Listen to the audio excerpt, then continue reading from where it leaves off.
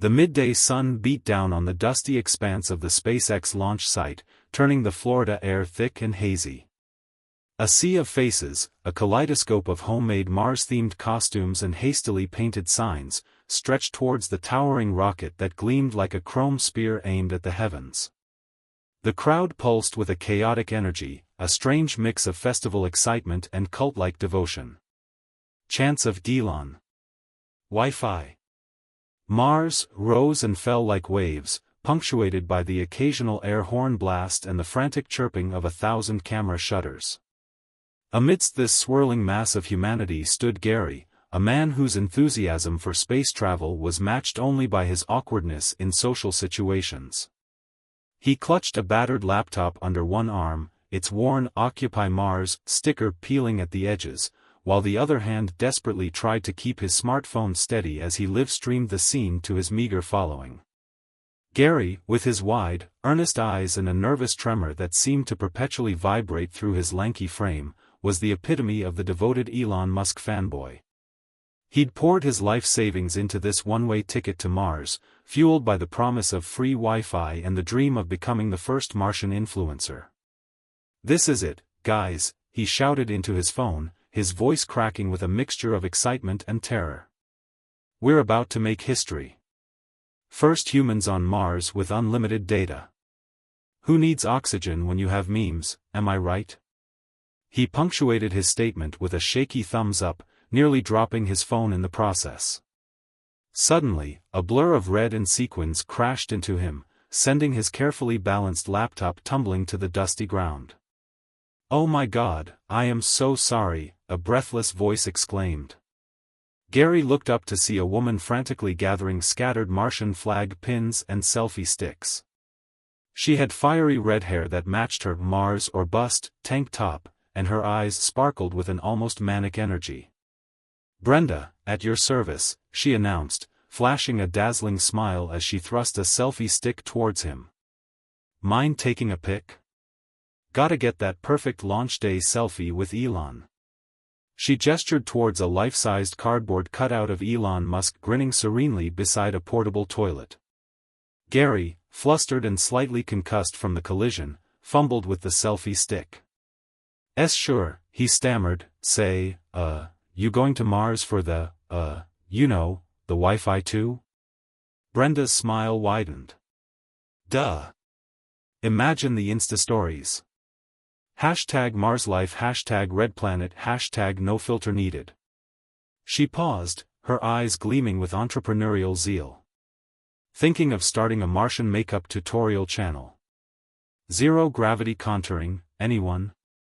Gary's eyes widened.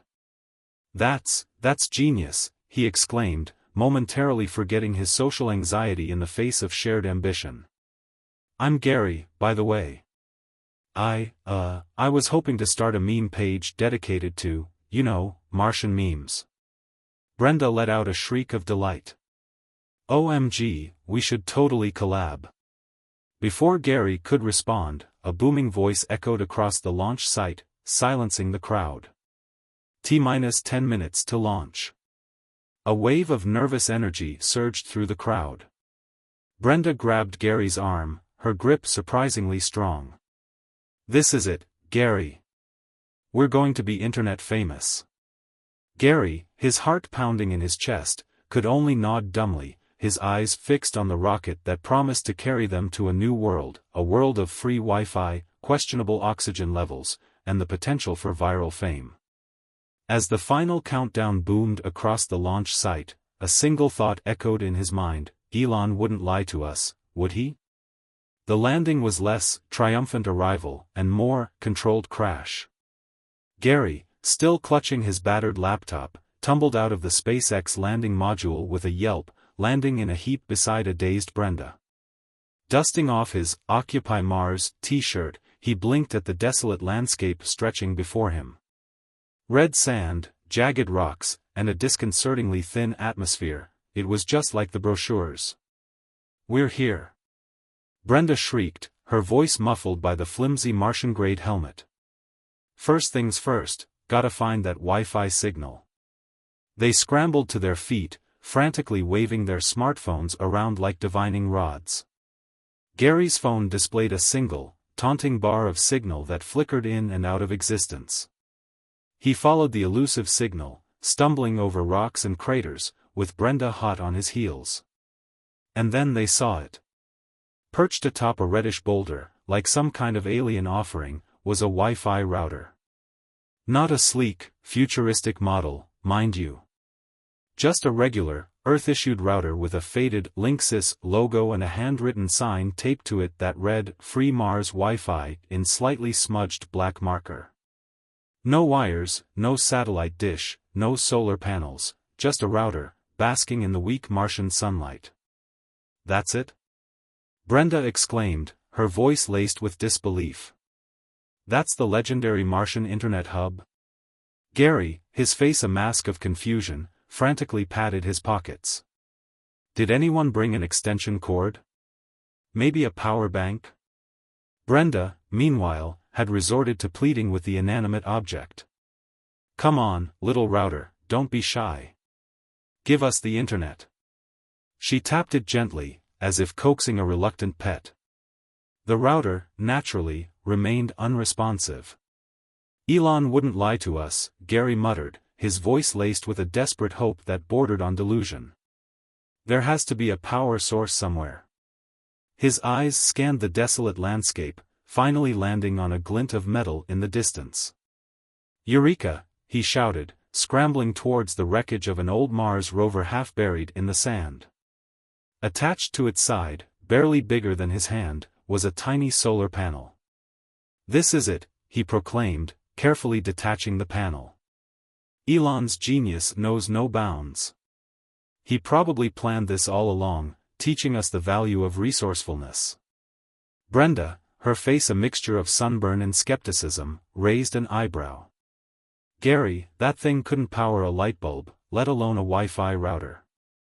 Undeterred, Gary set about his task with the fervor of a true believer.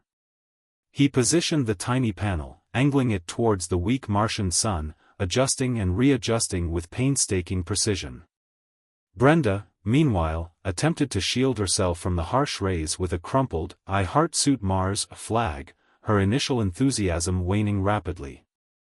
After what felt like an eternity, the router flickered to life. A green light blinked weakly, then died. Gary let out a frustrated groan. So close. He spent the next hour fiddling with the panel, twisting wires, and muttering encouragement to the unresponsive device.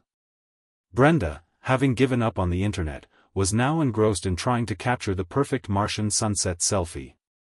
Gary, in his frantic movements, accidentally brushed against the rover's exhaust pipe, letting out a yelp as he burned his hand. This is hopeless, Brenda sighed, posting her selfie with the caption Mars 1, Brenda's skin 0, #sunburnt #space problems. Dejected and defeated, they wandered aimlessly across the Martian landscape. The sun dipped below the horizon, casting long, eerie shadows across the red sand.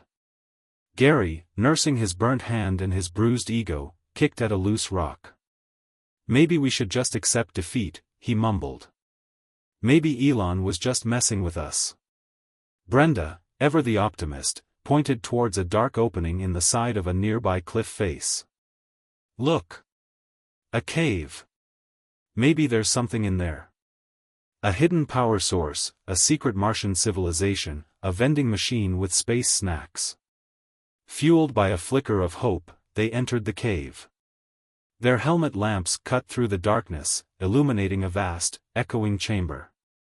But instead of hidden treasures or advanced technology, they found nothing. Just rocks, dust, and some strange, bioluminescent lichen that glowed with an eerie green light. Brenda, ever the opportunist, whipped out her phone. Hey guys, live from a Martian cave. Not much to see here, but the acoustics are amazing. She burst into a slightly off-key rendition of David Bowie's Space Oddity. Gary sighed, his disappointment palpable. Suddenly, a tremor shook the cave, sending dust raining down from the ceiling. A large rock, dislodged by Brenda's enthusiastic singing, tumbled to the ground, revealing a dark cavity behind it. And there, nestled in the shadows, sat a rusty old generator, its faded label proclaiming it to be a genuine Earth-made power source. "Elon provides," Gary shouted, his voice echoing through the cave. Brenda, startled by the sudden revelation and Gary's outburst, dropped her phone, cracking the screen. "Seriously, Gary? You scared the Martian dust out of me." Hauling the ancient generator back to the router proved to be a Herculean task. It was heavy, rusty, and seemed to have a mind of its own, threatening to topple over with every step. Gary, fueled by a renewed sense of purpose, and possibly a mild concussion from the cave incident, insisted on carrying the bulk of the weight, while Brenda trailed behind, offering helpful advice and occasionally tripping over rocks. After what felt like an eternity, they reached their destination. Connecting the generator to the router, however, proved to be another challenge altogether. The wires were frayed, the instructions were in a language that resembled ancient Martian hieroglyphics, and Gary's knowledge of electrical engineering was limited to changing a light bulb. Sparks flew, curses were muttered, and at one point, Gary was nearly electrocuted, his hair standing on end like a startled porcupine. Brenda, with surprising resourcefulness, managed to revive him with a well-aimed slap and a bottle of lukewarm Martian mineral water. Finally, after much trial and error, the generator sputtered to life. The router, as if awakened from a long slumber, blinked its lights and emitted a faint, wheezing sound. A weak Wi-Fi signal, barely a flicker, emerged from its antenna. Gary, his face illuminated by the glow of his laptop screen, let out a triumphant whoop. "We did it! We're online." He frantically typed in his password, his fingers trembling with anticipation. The loading bar crawled across the screen at a pace that would make a snail impatient. Brenda, peering over his shoulder, tapped her foot impatiently. "Seriously, Gary? This is slower than dial-up. I can't even refresh my Insta feed." Gary, oblivious to her complaints, was mesmerized by the single web page that finally loaded. It was a grainy image of Elon Musk, sitting in a leather armchair, a smug grin plastered across his face. "Greetings, intrepid explorers." Elon's voice boomed from the laptop speakers, a hint of mischief in his tone. "Congratulations on reaching the red planet and finding my little surprise." Gary and Brenda exchanged bewildered glances. Elon, meanwhile, continued his monologue. "Now, I know what you're thinking. Elon, you magnificent genius, you've brought free Wi-Fi to Mars. We can finally share our Martian adventures with the world." He paused for dramatic effect, taking a sip from a glass filled with a suspiciously green liquid. "Well, not quite," he said with a wink. "Truth is, this whole free Wi-Fi thing was a little social experiment. A way to find the most dedicated, the most passionate, the most, shall we say, gullible individuals to become the first Martian colonists." Gary's jaw dropped. Brenda's eyes narrowed. "Congratulations, suckers," Elon announced, raising his glass in a mock toast. "You've been officially Eloned." The video ended with a close-up of Elon's face, his grin widening into a full-blown maniacal laugh. Gary's laptop, as if sensing the crushing weight of disappointment, chose that moment to run out of battery, plunging the scene into darkness. As the initial shock wore off, a new video began to play, this one pre-recorded and decidedly less jovial. Elon, now seated at a desk in what appeared to be a SpaceX boardroom, outlined his grand vision for a self-sustaining Mars colony. "Now, don't get me wrong," he explained, his tone surprisingly earnest. "This isn't some elaborate prank. I genuinely believe in the future of humanity on Mars. But, let's be real, resources are limited, and I've got other projects to focus on. So, you'll have to do most of the heavy lifting yourselves." He proceeded to outline a series of increasingly complex tasks, from constructing habitats and cultivating Martian soil to extracting oxygen from rocks and building a fully functional power grid. The instructions were vague, the diagrams were questionable, and the overall tone was one of, "Good luck, you're gonna need it." Gary and Brenda stared at the screen, a mixture of disbelief and dawning horror creeping across their faces. They had come to Mars for free Wi-Fi and internet fame, not to become interplanetary construction workers and amateur farmers. But what choice did they have? They were stranded on a desolate planet, millions of miles from Earth, with a dead laptop, a temperamental generator, and a Wi-Fi router that could barely load a single web page. And so, with a mixture of trepidation and begrudging determination, they embarked on their new life as Martian colonists. The next few weeks were a blur of backbreaking labor, near disasters, and a constant struggle to adapt to the harsh realities of life on the Red Planet. Brenda, ever the optimist, documented their struggles in a series of increasingly popular vlogs, while Gary, with his knack for slapstick mishaps, became the unwitting star of many a viral meme. Brenda's vlogs, initially a way to vent her frustration and document the absurdity of their situation, unexpectedly became a viral sensation back on Earth. Millions tuned in to watch her navigate the challenges of Martian life, from battling dust storms in a leaky spacesuit to attempting to grow potatoes in Martian soil, with limited success. Her quirky humor, her can-do attitude, and her surprisingly relatable struggles resonated with audiences, turning her into an unlikely interplanetary celebrity. With fame came sponsorships. Companies, eager to capitalize on the Martian craze, sent a steady stream of supplies and equipment to the fledgling colony. Gary, with his knack for accidentally destroying everything he touched, became the reluctant face of a new brand of space-rated duct tape, guaranteed to hold in any atmosphere. Brenda, meanwhile, landed lucrative deals with a cosmetics company, achieved that Martian glow, even with limited oxygen, and a manufacturer of pre-packaged space food, just add water, and pretend it's gourmet. The influx of resources, while welcome, also brought a new set of challenges.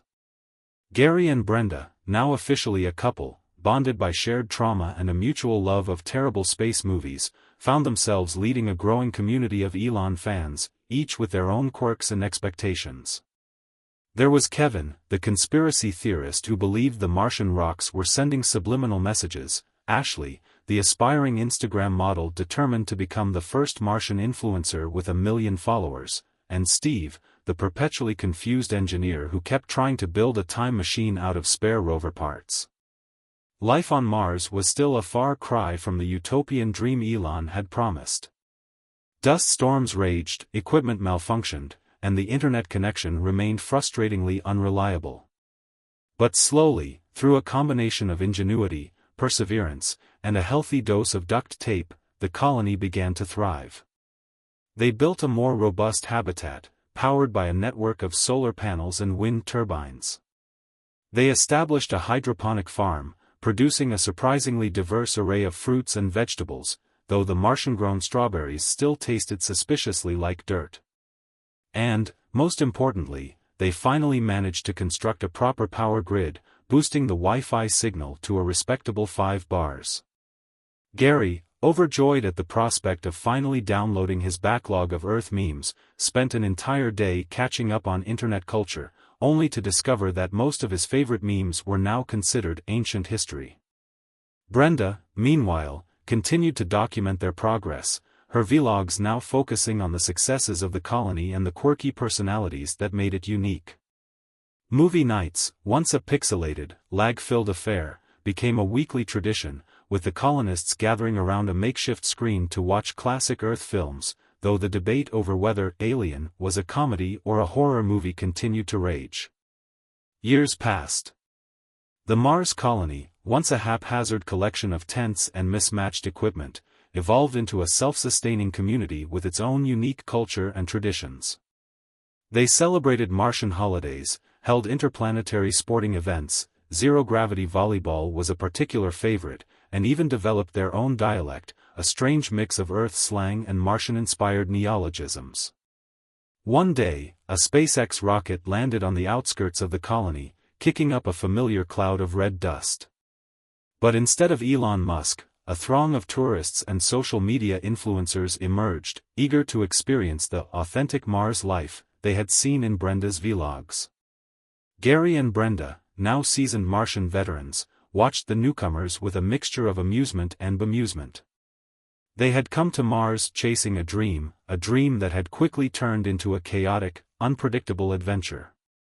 They had faced challenges, overcome obstacles, and built a life for themselves in the most unlikely of places.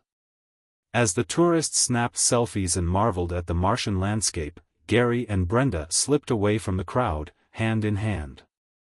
They returned to their cozy habitat, where a familiar old router blinked steadily, providing a reliable connection to the world they had left behind. Gary, finally able to indulge his passion for online gaming, logged into his favorite MMO, while Brenda uploaded her latest vlog, the title card reading, "Mars, it's not about the Wi-Fi."